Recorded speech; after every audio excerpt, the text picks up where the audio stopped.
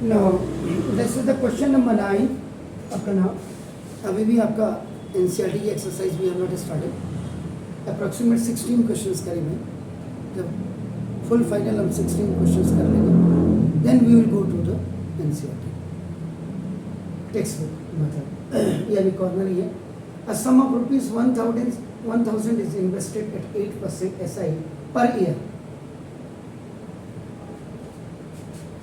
Calculate the interest at the end of each year. हर साल के अंत में आपको जो इंटरेस्ट कैलकुलेट करना है।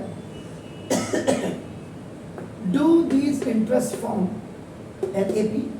ये जो इंटरेस्ट आप हर साल कर रहे हैं, क्या ये आपका नाम एपी बनाते हैं? So find the interest at the end of 30। तो 30 साल में इस 1000 रुपये में आपको कितना इंटरेस्ट मिलेगा, ये आपको बोलना है। इसका मतलब एपी आपकी तभी बनेगी, एपी सीक्वेंस में तभी होगी जब common differences same. My mean is very clear that कि हर साल में सपोज इंटरेस्ट अभी पहले साल में 20 रुपये है, 20 रुपीज़, तो आपका नेक्स्ट ईयर में आपका 40 होना चाहिए, फिर 60 होना चाहिए, फिर 80। तो यू आर लुकिंग आपका ना the difference of each year 20 जो आ रहा है, that is the common difference. And if the common difference for each year is same, it means आपका नाम that interest of every year is making an AP। समझ गए sir? चलो okay, तो ना सॉल्यूशन करना हम क्या करना, let small a be the first term of an AP and small d is its common difference। यहाँ पे कई जगह मैंने डी लिखा तो टी एच ई ये आपका टी एच ई को रेफर करेगा। इज इट क्लियर ना? तो अब ये हो गया सर आपका ना। अब आपका ना इसमें प्रिंसिपल मूलधन जिसको आप कहते हैं पी, इस इक्वल टू आपका ना ₹1000। याद रखिएगा हम इंडियन है, अब हमने ये रुपीज नहीं लिखना है, अब हमने रुपीज ऐसे लिखना है, ठीक है ना? इंग्लिश में बिल्कुल भी रुपीज मत लिखिएगा, और जो किताब में छाप रहा है उसको भी नहीं लिखना चाहिए। तो ये होगा सर आपका जो रेट ऑफ इंटरेस्ट है, rate of interest that is आपका आर। वैसे तो इसका कैपिटल भी लिखते हैं कई लोग, आर इज इक्वल टू आपका 8% है। आपका नाम देखो ये पर एनम बेसिकली आपका ना जब कंपाउंड इंटरेस्ट वगैरह हम कंप्यूट करते हैं उस समय आपका ये लिखते हैं। क्लियर? अब ईयर आपका नाम बेसिक देखिए, फर्स्ट सेकंड थर्ड आपका हो जाएगा, आपका नाम रेट आपका हो गया।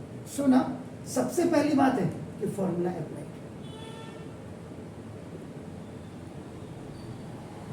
फॉर्मूला अप्लाइड का मतलब simple interest is equal to P into R into T upon 100।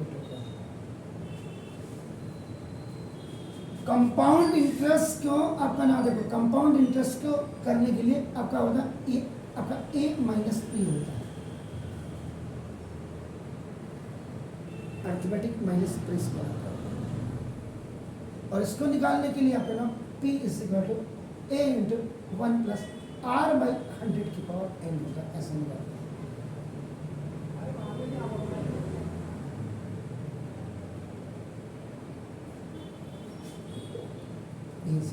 ऐसा लगता है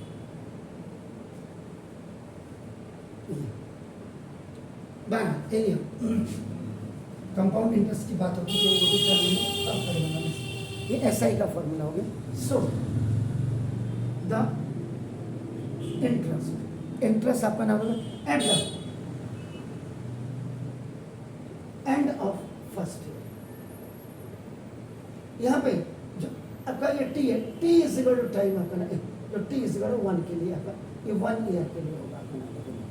तो सिंपल इंटरेस्ट आपका नाम इज इक्वल टू आपका कितना है 1000 इंटू आपका 8 इंटू फर्स्ट ईयर के लिए अपॉन आपका 100।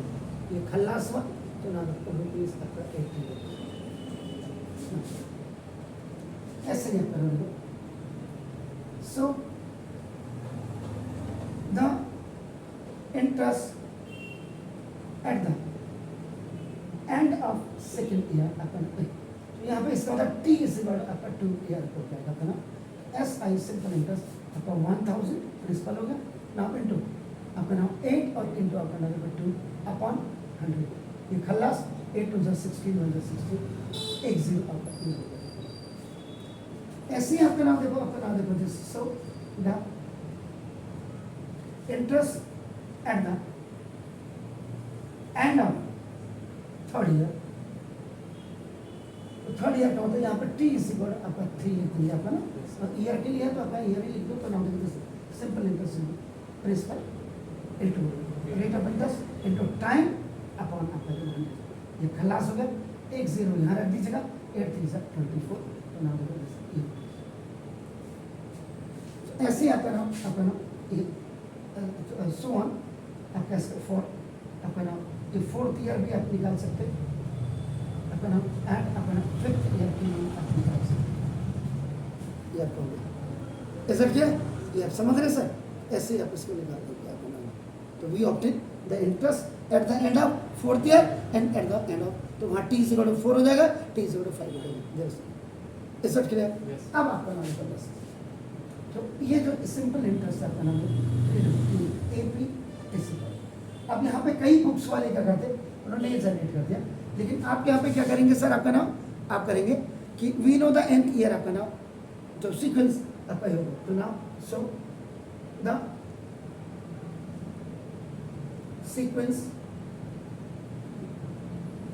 आर आपका ₹80 ₹160 रुपीज अपना 240 ठीक हो गया ऐसे आपने लिख दिया और आप अगर ऐसे नहीं लिखते आप इसको ऐसे लिख दीजिएगा अभी हमने चेक नहीं किया तो नाम ₹80 नाउ ₹160 रुपीज अपना 240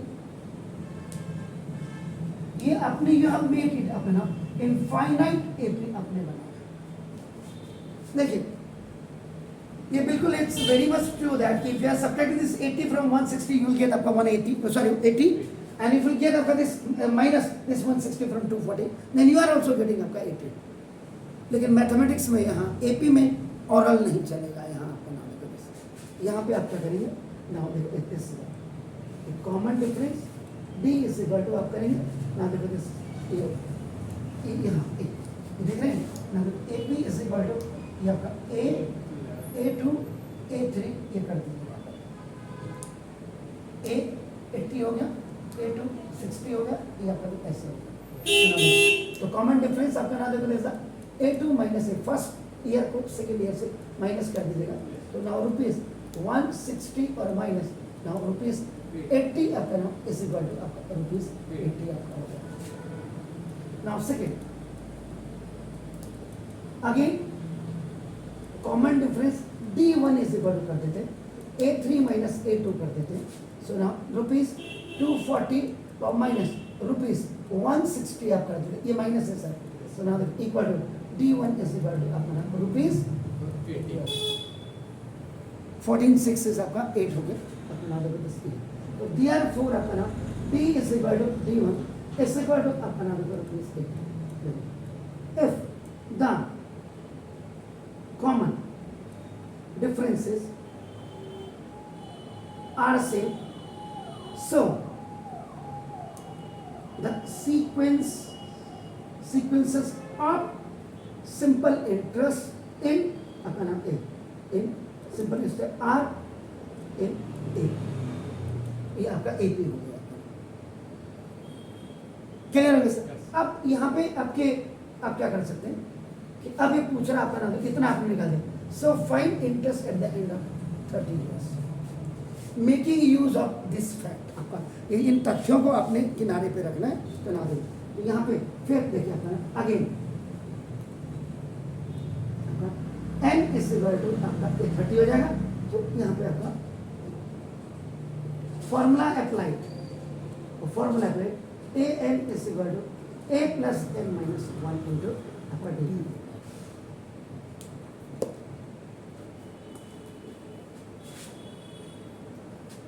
तो ना an का मतलब देखो n इज इक्वल आपने क्या 30 a 30 is equal first year का 80 प्लस n का मतलब आपका 30 -1 into D is what? Fine sir. तो now देखो this A30 is equal to 80 plus 29 और into 80 होगा, ठीक है सर।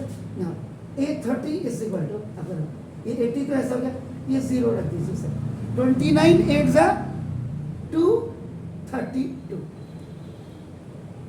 तो now तो this is A30 is equal to, तो कितना हो गया सर?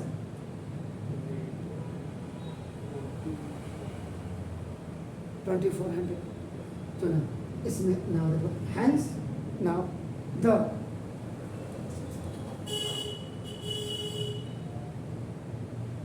इंटरेस्ट अपना दो from an AP eight the end of 30th year यानी A30 इज इक्वल टू ₹2400। ये उसने पूछा था, ये हमने इसको कर दिया। अब हम क्या कर सकते हैं तो फिर बात को देखेंगे, पहले इतना कर लीजिए। Then in the next video आपका नाम ये इसी का नाम वीडियो नंबर 1 है। इसी में हम और क्या कर सकते हैं वो नेक्स्ट वीडियो में आप देखेंगे।